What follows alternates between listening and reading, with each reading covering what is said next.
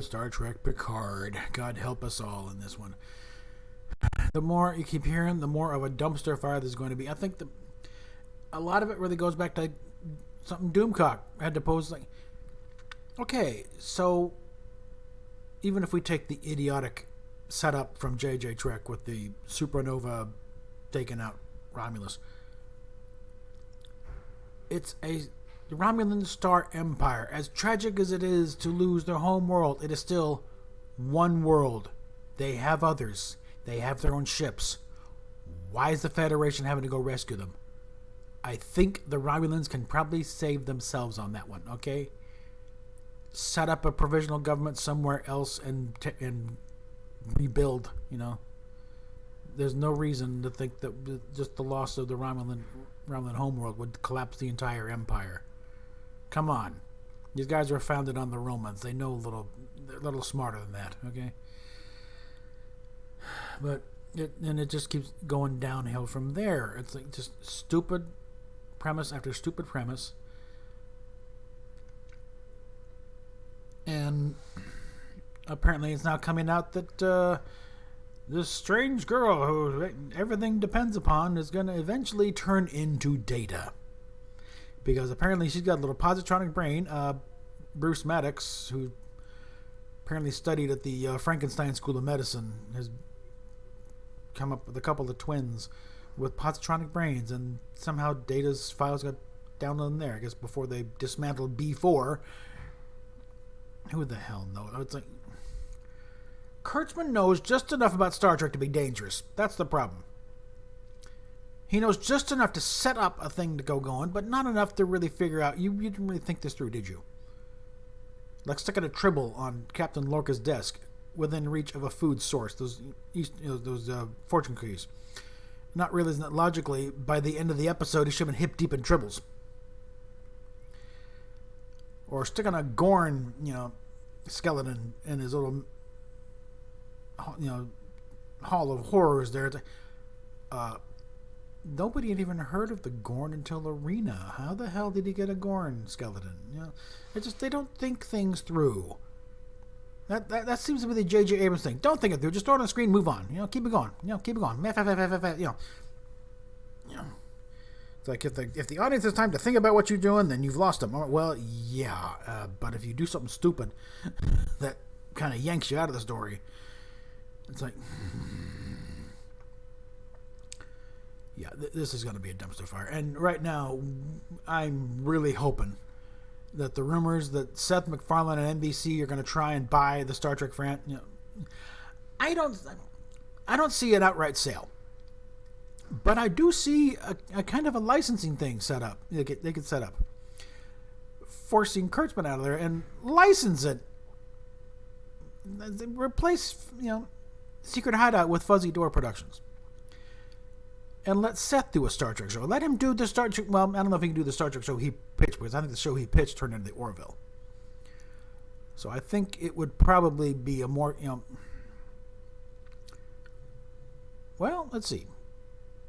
If they still have the Enterprise E sets, and they, the thing is, you wouldn't get Patrick Stewart, because that's the one thing they sold him on, was the fact that it wouldn't be a rehash. And picking up with the Enterprise F or Enterprise E with Captain Picard, that would be putting it right back. Even no matter how interesting the stories are, you felt that story had been told.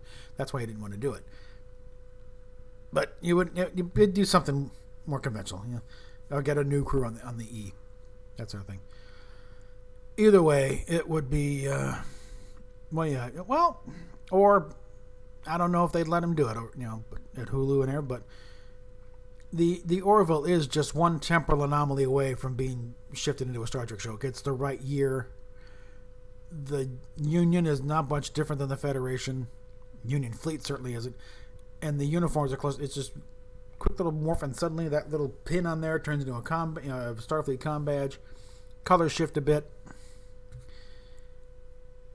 And guess what? Union Fleet turns into Starfleet. Planetary Union becomes the Federation of Planets. And they pick up where they left off. They can even keep the stories the same and not even change the characters at all. Borders could still be a Mocklin. There's no reason we can't have Mocklins in Star Trek. And Kalons and everything. It's a big universe. You could stick them on there, and then maybe throw in a Vulcan or Andorian on the crew just for flavor. But there's no reason. Even Dan, that big green-headed bastard, he can still be wandering around, but just put him in a Starfleet uniform. I think the only big visual change besides the uniforms and the weapons would be the Orville itself, because I think you'd see it look a little closer to an Intrepid class ship at that point. Kind of an oversized Intrepid, not quite a Sovereign class because it's not, but I think take that forward hull, and as it goes further back, then you start to put a secondary hull and some nacelles. Otherwise, and then of course you'd really have to close off that window in front and make it a proper view screen. So yeah, if it's happening, help us, Obi-Wan McFarlane. Your only hope. And frankly, I do find a little poetic justice in NBC coming to the rescue of Star Trek, because they were the ones who kind of set this off in the first place by canceling it in '69. But yeah, it's going to be interesting times here, in the old Chinese curse sense of things, because it's going to get weirder before things settle out. But right now, we just got to grit our teeth and suffer through the next several weeks with Trainwreck Picard. And if their Lower Decks cartoon ever actually happens, it'll be interesting. And of course, season 3 of Star Trek Discovery. The thing is, there are only about 10 episodes yet. We still have not got the equivalent of a full season going by the standards of the original, because the original series is like 28 episodes. And even that's a little strange, because it wasn't unusual for a season of television to have over 30 episodes. That's usually like sitcoms and conventional thing where they do it with a quick turnaround. For Star Trek, 28 was pushing it. And even then they had to pull a rabbit out of the hat with the menagerie. That's the thing. Roddenberry really does not get enough credit as a producer in the sense of solving production problems that would stymie average mortal men. I'm going to say this again here. The menagerie's biggest thing is that it is essentially a 2-part clip show featuring clips that nobody had seen to that point. Normally, a clip show is like, Shades of Grey, Next Generation. That's a clip show. Where it's basically just, you shoot for a couple of days and there's a lot of things. Remember when that time happened? And they show a clip. This was a case because, again, little history for those not sure how that episode came about. The most money that any studio ever spent on a pilot when they did The Cage. And at the time it was called The Menagerie, but it's known as Cage now because Cage is the working title. But when it went to network, it's called The Menagerie. When they did the 2-parter, they called that Menagerie. So now the pilot's called The Cage for convenience sake. But when they did that pilot, it the most expensive television pilot ever made to that point. And they were really pushing Roddenberry to find some way to use that stuff because it was too expensive to just let it sit on the shelf. Okay, they wanted to get some kind of payback on that, through ad revenue. And so it was to that end, and Roddenberry had been around long enough to know that you start, and they were by then getting to the point where this episode we're doing now will air in a few weeks. This one will air in a few. They got closer and closer to pretty much they're sending them out literally the week they premiere. It's like the show is gonna run this Thursday, and okay, don't. And it was getting panic time about mid-season, and then Bob Justman was threatened with his job but said he was gonna prepare a letter to the network saying we're not gonna make our air date, and it said, and he was told no uncertain terms, don't you dare send that letter, and it said we'll figure something out, but don't you dare send that letter because they admit that, then they were dead in the water. And that's what Roddenberry said, okay, they want me to use that pilot, here's an idea. And they came up with a framing device of, this actually happening. And they look different enough, especially Spock. His hair is different.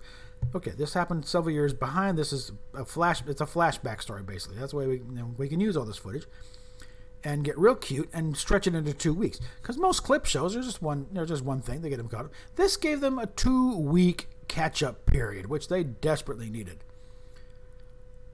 So it's not, it's not only the fact that it's a clip show, a clip somebody's seen. It's a 2-part clip. Go through the entire history of television. Show me any show that's ever had a 2-part clip show. I don't think you'll find one. But they got their thing. There was like maybe 4 days shooting the stuff on the Starbase 11 and on the Enterprise. Everything else was taken up by that. And there was over an hour of footage. The pilot itself runs a little over an hour. So if it had run on TV with commercial breaks, it would have made like a 90-minute episode. Which in those days was not unusual. There were 90-minute shows on there. The Virginia, I think, was 98 minutes. Another show, The Name of the Game. And I think it was kind of a cop show thing. That was a 90-minute show.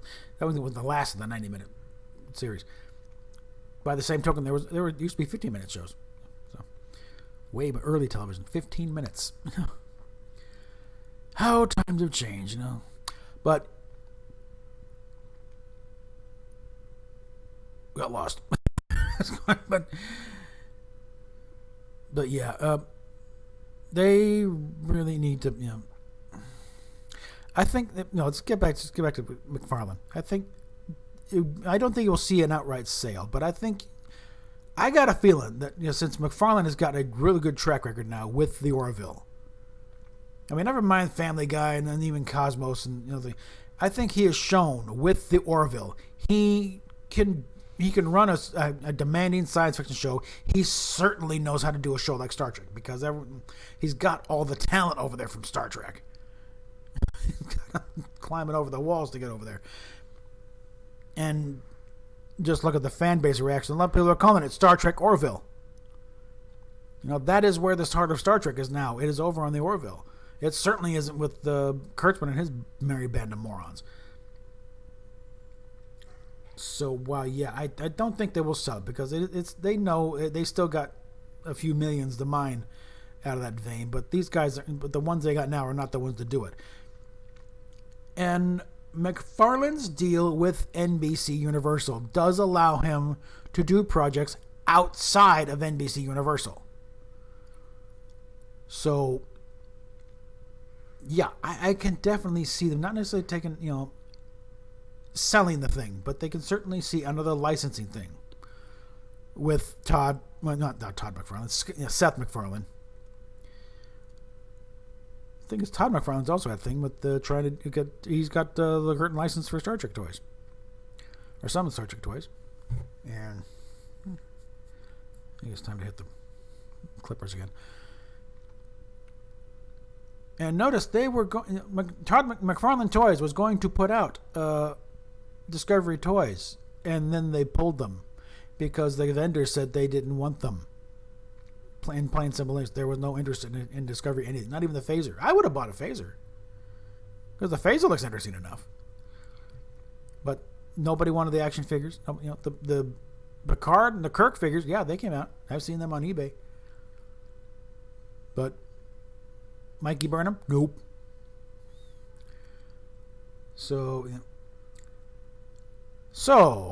getting back to Seth MacFarlane, if you should be lucky enough to get a hold of Star Trek, even if it's in a licensed position where CBS still has the ownership of it, but you get to run around in that universe and actually live out your fantasies, may I encourage you to decanonize once and for all, and not even alternate, just say it never happened in any timeline. Get rid of Discovery, get rid of Picard. Just say they didn't happen. Yeah. And carry on from there. I think with that, PayPal, Patreon down below, and really the PayPal is because we're getting in a weird time period here. Because need to got things. We still got bills to take care of. Still got a lot of things to go. Like I still need gas for the car to get around town. Okay, get a few provisions here and there. Steph is going to be out of rehab pretty soon. When you have to put her up in a hotel or something, and it's like there's just enough of a gap there between when she gets out and when she gets paid that it's going to be awkward, is putting it lightly. It's like I think we may have gotten a bit of a thing, but it's like we still need some help here, guys. We're on the verge of greatness here, but it's gonna be it's still gonna be a gap to get there. It's like it never lines up right. Okay, there's always gonna be we'll get there, but that's 3 days too late. That sort of thing. So yeah, the PayPal's still there. Patreon, I'm still sitting at 2 patrons pulling the load here. We need more. And again, there is a $1 level, just $1 a month, and get a bunch of you guys to get on that one, and that would make a big difference right there. And the mailbox is still at Captain Robert April, 4046 North Goldenrod Road, number 115, Winter Park, Florida 32792.